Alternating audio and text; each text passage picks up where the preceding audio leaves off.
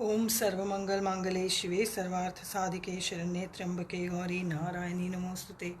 जयंती मंगला काली भद्रकाली कपालिनी दुर्गा क्षमा शिवा धात्री स्वाहा स्वधा नमोस्तुते। यस्मिन् सर्वं यतो सर्वं यः सर्वं सर्वतश्च यत् यश्च सर्वमेव नित्यं तस्मै सर्वात्मने नमः। ओम। भगवान के चरणारविंद में उपस्थित होकर हम नित्य प्रति भक्ति और शक्ति का दान मांगते हैं। भगवान की बड़ी कृपा होती है जब हमें सत्संग मिलता है। यहाँ हम श्रीमद् भगवद गीता का पारायण कर रहे हैं और भगवान श्री कृष्ण का यह गीत, यह उपदेश, यह संदेश सारी मानव जाति के लिए, ये मानव जाति के लिए दिया गया आज तक का सबसे बड़ा संदेश है भगवान का। और जहाँ स्वयं नारायण नर को, मनुष्य को, उसकी सबसे जो वीकेस्ट टाइम है, हम वीक कब होते हैं? जब हम इमोशनल होते हैं, विषादग्रस्त स्थिति है। विषादग्रस्त स्थिति ऐसी स्थिति है जिस समय एक बड़े से बड़ा बलवान, the most brave person, the most intelligent person even, उसका क्या हो गया? वो अपने धर्म से च्युत हो गया, अपने धर्म को भूल गया। तो भगवान क्या कर रहे हैं? उसको याद दिला रहे हैं। स्मृतिर्लब्ध्वा, अंत में 18वें अध्याय में अर्जुन कहेगा कि स्मृतिर्लब्ध्वा, मुझे स्मृति अपनी वापस मिल गई है। क्योंकि स्मृति भ्रशांत बुद्धिनाशो, स्मृति, अपने स्वरूप की स्मृति हम भूल जाते हैं जब, तो क्या होता है? बुद्धि का नाश। हमारे जीवन में, मनुष्य जीवन में सबसे इम्पॉर्टेंट काम क्या है? सबसे इम्पॉर्टेंट चीज़ क्या है?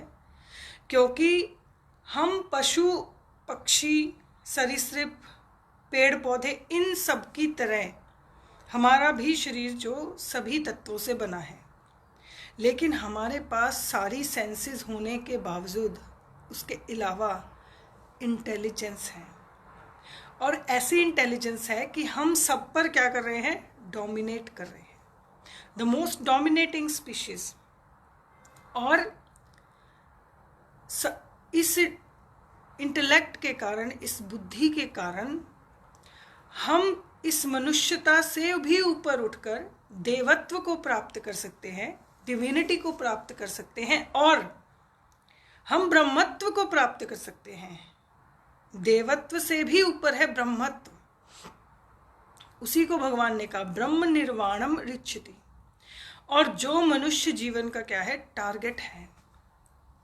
बाकी जो सारे काम हैं वो एक्स्ट्रा है, वो सभी योनियों में करने वाले और करते रहे हैं हम। जब प्लांट्स होते हैं तो वो अपने बीज, अपने फूल और अपने आगे प्लांट पैदा करते हैं। प्लांट्स को भी जायते म्रियते वा कदाचिन्नायम भूत्वा भविता वा न भूय, 6 प्रकार के जो विकार हैं वो सब में आते हैं। जायते माने एक फॉर्म में आ गया, क्रिएट हो गया, फिर बढ़ने लगा, फिर पूरी तरह बढ़ गया, फिर डिक्लाइन होने लगा और फिर एक्सपायर हो गया। ये हम सोचना चाहिए, स्वाध्याय करना चाहिए कि ये जीवन क्या है। अर्जुन यहाँ पर धर्म युद्ध के लिए आया और अपने एक्चुअल टारगेट को भूल गया। तब भगवान ने उसे उसका क्षात्र धर्म याद दिलाया और सांख्य बुद्धि और योग बुद्धि का उपदेश दिया। क्योंकि षड दर्शनों में एक उत्तर मीमांसा, पूर्व मीमांसा जिसे वेदांत कहते हैं, और एक न्याय और वैशेषिक, ये 4 जो दर्शन हैं वो फिर भी उसको प्रैक्टिकल इम्प्लीमेंट करना थोड़ा मुश्किल है। पर ये जो 2 सिद्धांत हैं, सांख्य और योग, ये बहुत आसान है। आप इसको प्रैक्टिकली अप्लाई कर सकते हो, दे आर एप्लीकेबल। इसीलिए भगवान ने पूरी फिलॉसफी में 2nd चैप्टर में, 2रे अध्याय में सांख्य बुद्धि और योग बुद्धि का उपदेश दिया और उसे उसके क्षत्रिय धर्म को याद दिलाया। लेकिन भगवान ने बड़े आराम से कह दिया सर्वान पार्थ मनोगतान कामान, सारे कामों को तुम भूल जाओ। लेकिन इट्स नॉट इजी। कामना को स्टॉप करना, रोकना, हर वक्त हमारे अंदर कुछ ना कुछ इच्छा, कामना, तृष्णा, वासना जागृत होती रहती है हर वक्त, क्योंकि हमारा ब्रेन जो है, बुद्धि जो है, वो इस चीज के लिए ट्रेंड है। हमें अभी कुछ चाहिए, फिर उसके थोड़ी देर बाद फिर कुछ चाहिए, फिर उसके थोड़ी देर बाद फिर कुछ चाहिए। वो जो कुछ की इच्छा है वो लगी रहती है। कभी एक कार्य के पूरे होने के बाद हम ये नहीं कहते कि हाँ अब कुछ नहीं चाहिए, फिर थोड़े अगर कह भी दें तो थोड़े देर बाद फिर कोई नया कार्य उत्पन्न हो जाता है, नई इच्छा उत्पन्न हो जाती है। इसलिए इस संसार चक्र से, चक्र कैसा है, पहले चक्र को समझो। क्योंकि अर्जुन तीसरे अध्याय में, तृतीय अध्याय में बहुत ज्यादा कंफ्यूज है और वो भगवान से प्रश्न करता है कि आप इस चक्र को समझने की पहले कोशिश करो। Try to understand this circle. हम पैदा हुए, हमें कुछ नहीं पता था, हमारा जन्म हुआ और हमारे जन्म के बाद क्या हुआ, हमें बोलना सीखा। जिसने हमें जैसी भाषा सिखाई उसको हम अपनी मदर लैंग्वेज कहने लगे। किसी ने कहा मैं तुम्हारी माँ हूं, तो किसी ने माँ ने कहा ये तुम्हारे पिता हैं। फिर भाई बहन बना दिए और फिर रिश्ते बना दिए। ये हमारे जन्म से हमारे साथ आ गए।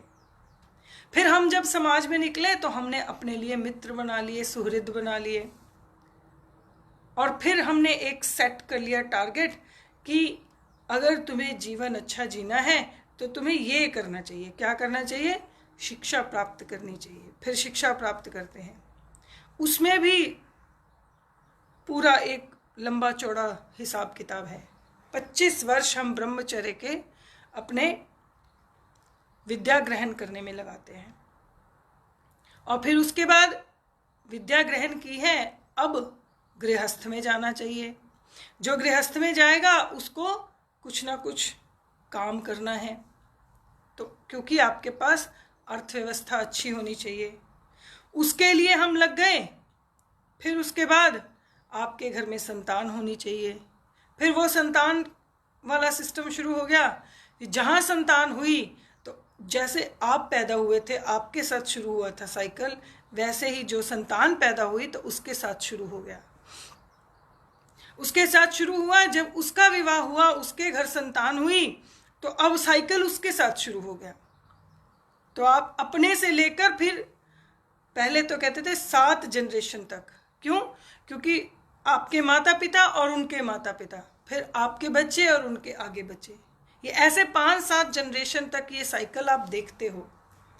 और ये साइकिल हर बार बच्चा पैदा हुआ, फिर उसने पढ़ना है, फिर उसने नौकरी करनी है, बिजनेस करना है, कुछ करना है कमाने के लिए, फिर उसके बाद वो उसी चक्र में, फिर हमें समय कब मिलेगा? एक्चुअल काम तो ये था नहीं, ये ज़रूरत है इसकी। जैसे इस शरीर की आवश्यकता है, वैसे उस सारे सिस्टम की व्यवस्था की आवश्यकता है, और उसी के लिए वेद बनाया। वेद ने एक सिस्टम बनाया कि आप ये इतने वर्ष तक ब्रह्मचर्य में रहो, फिर गृहस्थ में रहो, फिर वानप्रस्थ में रहो, फिर संन्यास आश्रम में रहो। जिसको ब्रह्मचर्य से सीधा वानप्रस्थ में आना है या संन्यास में आना है, उसको क्या अलग अलग डिसिप्लिन्स बनाए, और फिर स्वभाव के अनुसार, गुण और स्वभाव के अनुसार अलग अलग कास्ट सिस्टम बनाया। ये ब्राह्मण है, ये ब्रह्म में विचरता है, ये क्षत्रिय है, ये दूसरे के लिए न्याय की रक्षा करता है, न्याय के द्वारा दूसरे की रक्षा करता है, धर्म की रक्षा करता है। और ये तीसरा, ये वाणिज्य कर्म कर सकता है, इसके द्वारा हमारा सारा फलेगा फूलेगा, कृषि, गौरक्षा, व्यापार। और फिर उसके बाद ये व्यक्ति काम नहीं कर सकता, अधिक समझ नहीं सकता अधिक बात को, तो ये क्षुद्र है, क्योंकि ये छोटे सारे काम कर लेगा, जैसा कोई उनको बताएगा वैसे वैसे वो काम करेगा। गुण और स्वभाव के हिसाब से अलग अलग कैटेगरीज बनाई। उसमें किसी को भी निम्न नहीं कहा, ये बात याद रखना, किसी को भी छोटा नहीं कहा। सबकी अपनी अपनी जरूरत है। आपके जैसे इस शरीर में, आपके इस केवल हाथ में आपकी छोटी उंगली की भी उतनी जरूरत है जितनी बड़ी की, सबसे बड़ी की। ऐसे ही इस समाज तंत्र में सबकी आवश्यकता है, सबका कार्य अलग अलग है। आपके शरीर में सबकी आवश्यकता है, सारे अंगों की। आपके परिवार में सबकी आवश्यकता है, एवरीबडी इज इक्वली इंपॉर्टेंट। आपके कंट्री में सबकी इक्वल इंपॉर्टेंस है, और इस धरती पर, इस धराधाम पर सबकी इक्वल इंपॉर्टेंस है। और इसीलिए क्रिएटर ने उसे क्रिएट किया है। हर किसी का अपना एक पर्पस है। तो इसी बात को, वैदिक बात को समझते हुए अर्जुन यहाँ क्षत्रिय है और क्षात्र धर्म को निभाने के लिए बैटलफील्ड में खड़ा है। लेकिन असमय, समय को ना ध्यान में रखते हुए उसका जो क्षात्र धर्म था, उसकी जो ड्यूटी थी, वो उसे भूल गई। उसको भूलने के कारण उसका जो बुद्धि है वो मोह से ग्रसित हो गई। मतलब कि वो अपने गुरुजनों को, परिवारजनों को देखकर इतना इमोशनल हो गया कि वो समाज के बारे में सोचने की बजाय, देश के बारे में सोचने की बजाय अपने बारे में सोच रहा है कि हमारे कुल का क्या होगा। जिसके लिए भगवान ने उसे फिर दूसरे अध्याय में थोड़ा सा समझाया कि नहीं, ये जो तुम सारी बातें कर रहे हो कि वेद के हिसाब से ये है, वो सारी गलत है। क्योंकि असली ज्ञान क्या है, पहले तुम अपने आप को समझो, फिर तुम बाहर इस संसार को समझो, फिर उस परमात्मा तत्व को समझो। इसीलिए सांख्य बुद्धि क्या करती है, आत्मा को खोजती है। योग बुद्धि क्या करती है, परमात्मा को खोजती है। जो अपने आप में आत्मा को ढूंढता है वो सांख्य बुद्धि वाला है, जो परमात्मा को ढूंढता है वो योग बुद्धि वाला है। इसीलिए भगवान ने उसे कहा कि तुम अपने धर्म के द्वारा अपने कर्म को करो, और सांख्य योग का उपदेश दिया। लेकिन अर्जुन यहाँ पर, क्योंकि अभी उसका मोह नष्ट नहीं हुआ, तो अर्जुन क्या है, बहुत परेशान है। और उसने भगवान से सीधा ही प्रश्न किया। तृतीय अध्याय में अर्जुन उवाच जयायसी चेत कर्मणः ते मता बुद्धिर्जनार्दन। हे जनार्दन,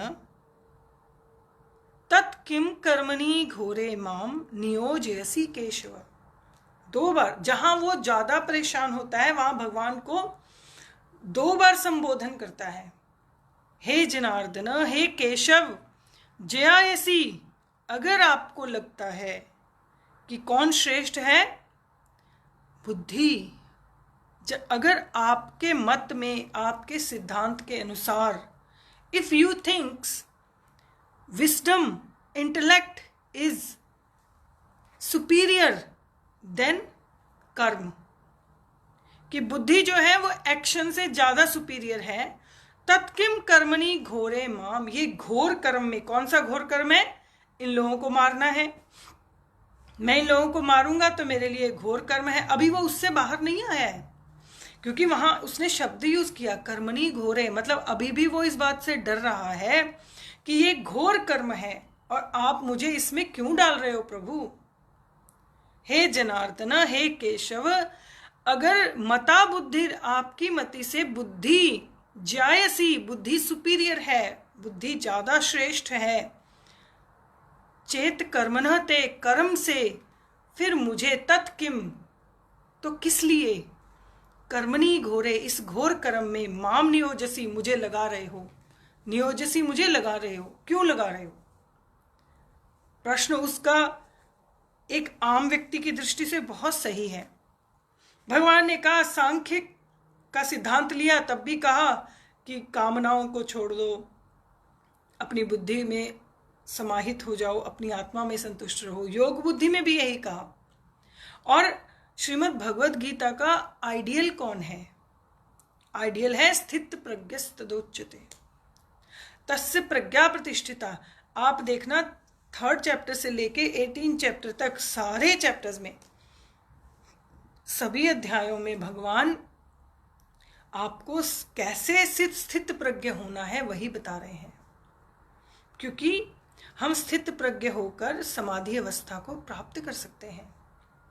और जहां आप समाधि अवस्था को प्राप्त करते हैं तो आप अपनी आत्मा को प्राप्त करते हैं, और जहां आपने आत्मा को प्राप्त किया तो परमात्मा तो वही है। जहां आपने सूर्य की किरण देखी तो आप सूर्य देख लिया समझो, और सूर्य की किरण जैसी ही क्या है? हमारी आत्मा। और इसीलिए वो कह रहा है कि आप कभी तो कहते हो अकर्मण्य मत रहो, कभी आप कहते हो बुद्धि में स्थित रहो। और अगर बुद्धि में ही स्थित रहना सबसे अच्छी बात है तो मुझे इस घोर कर्म में क्यों डाल रहे हो? केशव, हे जनार्दन, वया मिश्रे ने, पता लग रहा है कि वो अभी इस मोह से बाहर नहीं आया। वया मिश्रे ने, वो कोई बहुत आम व्यक्ति नहीं है अर्जुन। अर्जुन तत्ववेता है, शास्त्रवेता, जिसने सब शास्त्रों का ज्ञान प्राप्त किया है, सारे शास्त्रों से याद है, सारे शास्त्र उसने पढ़े हैं। और भगवान शिव ने उसे स्वयं वरदान दिया, इंद्र देवता का वो पुत्र है, और भगवान श्री कृष्ण की उस पर अतीव कृपा है। तो सोचिए, वो एक आम व्यक्ति नहीं है, वो कोई आम गृहस्थी नहीं है, पर अब वो मोह से क्या हालत होती है व्यक्ति की, और यही रिप्रेजेंट करते हैं हमारे वेद व्यास जी, कि इतना कुछ समझाने के बाद भी वो क्या कह रहा है? वया मिश्रेणे वाक्येन। ये मिले जुले बातें जो आप भगवान जी कर रहे हो, बुद्धि मोहसीव में, मोहसीव, मेरी बुद्धि मोहित हो गई है। फिर दुखी होके कहता है तदेकम वद निश्चित, एक बात को जरा निश्चित होकर कहो।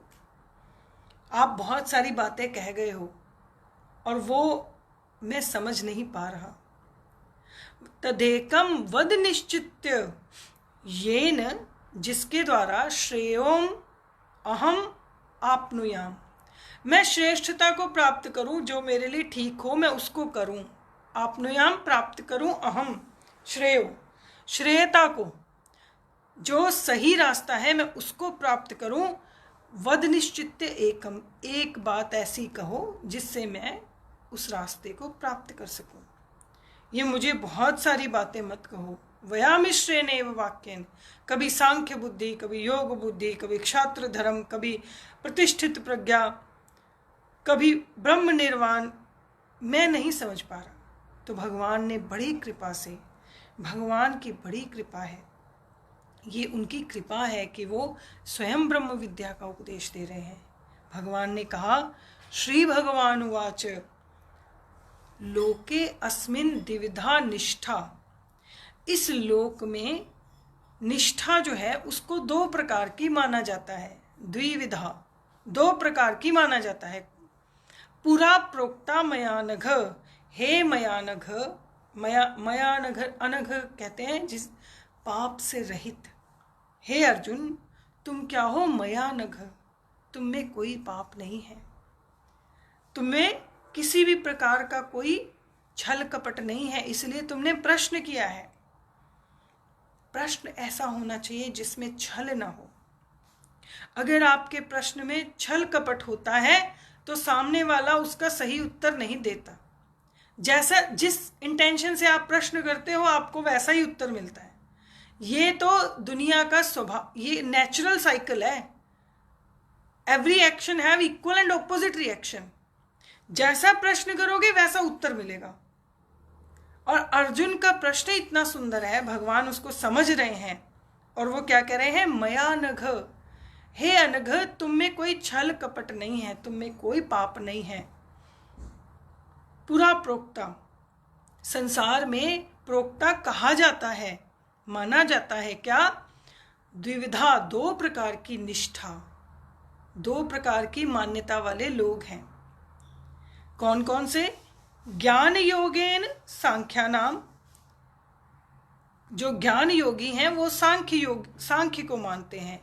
कर्म योगेन योगिनाम, जो योगी हैं, जो ज्ञान बुद्धि वाले हैं, ज्ञान से युक्त हैं, योगेन को यहाँ युक्त होने से जोड़ा गया, जो ज्ञान से युक्त है वो सांख्य को मानते हैं।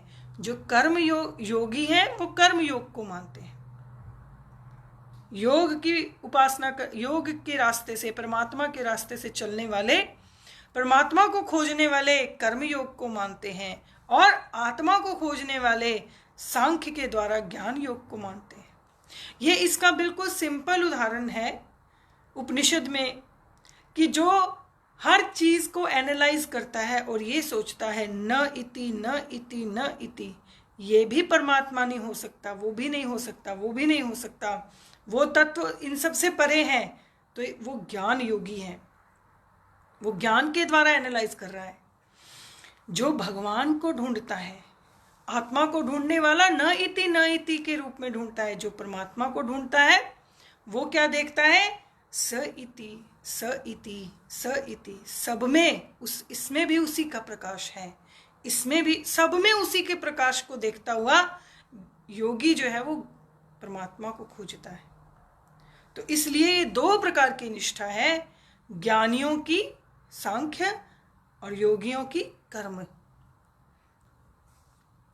और उसी को आगे भगवान ने कहा कि लेकिन एक बात ध्यान रखना, क्या? न कर्मणा अनारंभा, न कर्मणाम अनारंभा, नैष्कर्म्यम।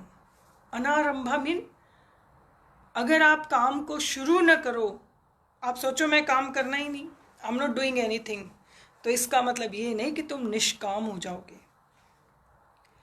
ये बहुत समझने वाली बात है। हमारे वैदिक सनातन धर्म का जो इतना प्रचार नहीं हो पाया, 1000 वर्ष पहले बहुत ठीक था, 1000 वर्षों में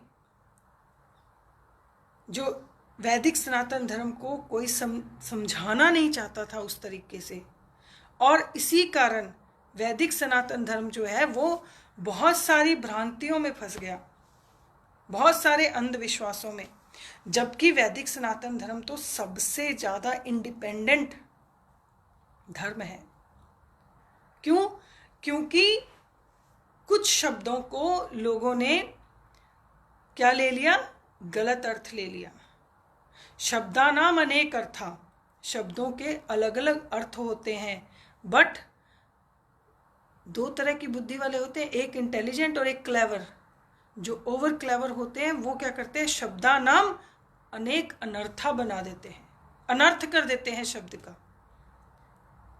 उसके अलग अलग अर्थ हो सकते हैं पर उसको अनर्थ कर देते हैं।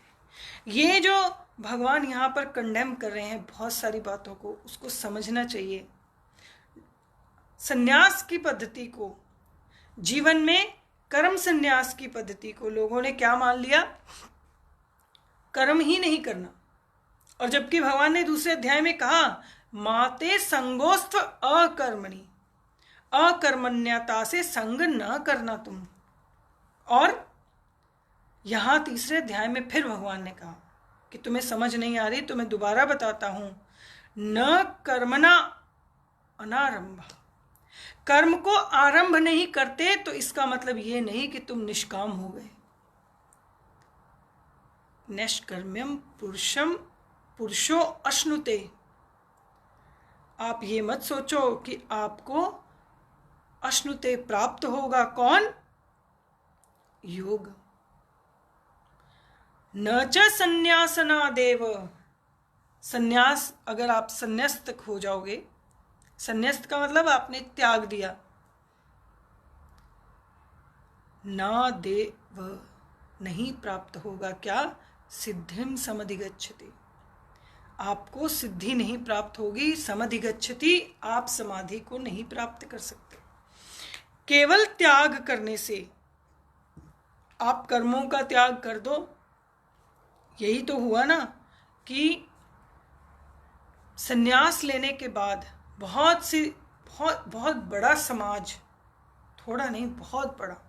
और उसको बताया आज से 500 साल पहले जब तुलसीदास जी हुए, उन्होंने लिखा रामायण में, नारी मुई ग्रह संपत्ति नासी, मूंड मुंडाए भये सन्यासी।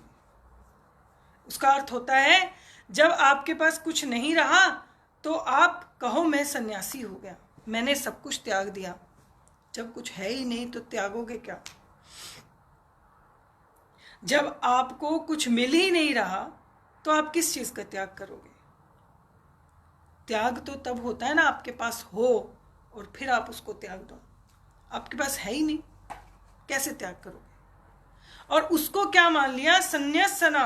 और यहां भगवान पूरी तरह कह रहे हैं त्याग देने से। किसका त्याग कर दिया? कर्मों का। हम कुछ नहीं करेंगे, ना हम खाना बनाएंगे, ना हम खाएंगे, ना हम खिलाएंगे, ना हम कोई काम करेंगे, केवल भगवान का भजन करेंगे। और भगवान यहाँ कहते हैं कि तुम भजन करो पर कर्म को करते हुए। नियतम कर्म कुरुत्वम, जो नियत कर्म है उसे करना चाहिए। कब तक? जब तक आपको खाने की होश है। उपनिषद में लिखा है if you remember to eat, अगर तुम्हें खाना याद है तो तुम्हें सारे कर्म करने चाहिए। जिस दिन तुम्हें खाना भी भूल जाए, सब कुछ भूल जाए, उस दिन तुम कर्म छोड़ सकते हो, अपने आप छूट जाएगा। और जैसे कहा वृक्ष में फल जब पक जाता है तो उसको तोड़ना नहीं पड़ता, वो अपने आप टूट जाता है, गिर जाता है नीचे। ऐसे ही सन्यास का अर्थ कहा कि जब तक तुम्हें खाना याद है तब तक खिलाना भी याद रखो, तब तक कर्म को भी याद रखो कि कर्म भी करना है। और यहां तो बिल्कुल क्लैरिटी से कहा सिद्धि और समाधि नहीं प्राप्त होती, किससे? केवल संन्यासनादेव, संन्यास से। और निष्काम तुम नहीं बनते, तुम निष्कर्मता को नहीं प्राप्त होते। योग निष्ठा को पुरुषो अश्नुते कहा और सांख्य निष्ठा को सिद्धिम समधिगच्छति। ये दोनों ही चलेंगे साथ साथ। और ये आप नोट कर लो कि 2nd चैप्टर से 18 तक बात एक ही बात है, बात एक ही है। क्योंकि अर्जुन नहीं समझ पा रहा, हम नहीं समझ पाते, इसलिए भगवान उसको डिफरेंट एस्पेक्ट से, उदाहरणों से समझा रहे हैं। बात अलग नहीं है। पूरे भगवत गीता के 700 श्लोकों में कोई बात डिफरेंट नहीं है, एक ही बात है। और उसी बात को समझना है कि चाहे ज्ञान के द्वारा और चाहे योग के द्वारा। और ज्ञान क्या है? जब बुद्धि क्या करती है? विश्लेषण करना शुरू करती है, तो वो सांख्य बुद्धि कहलाती है। वहां विश्लेषण है, एनालिसिस है, डाउट नहीं है। और जब बुद्धि क्या करती है? डिवोट करती है और कर्म करती है, तो वो योग बुद्धि है। इतना ही डिफरेंस है बस। बुद्धि नहीं करना है दोनों काम, क्योंकि सारथी कौन है? बुद्धि। चला कौन रहा है इस जीवन को? बुद्धि। बाकी तो नेचुरल प्रोसेस है। इसलिए त्याग से सिद्धि नहीं मिलेगी। किसके त्याग से? कर्मों के त्याग से। और अभी आगे भगवान कहेंगे तुम कर्म का त्याग नहीं करते, क्रिया का त्याग करते हो। कर्म तो तुम अगर नहीं अपना शरीर हिला भी रहे तो भी you are breathing, you are thinking, your body is working all the time. इसलिए अर्जुन की तरह हम भी अगर अर्जुन की स्थिति को समझें और परमात्मा से कृपा मांगें, उसकी शरण मांगे, कृष्णम वंदे जगत गुरुम, तो वो अपने इस ज्ञान का प्रकाश सबके हृदय में जागृत करता है, सबकी बुद्धि में प्रकाशित करता है और सभी को ऐसे ही प्राप्त हो। हरि ओम।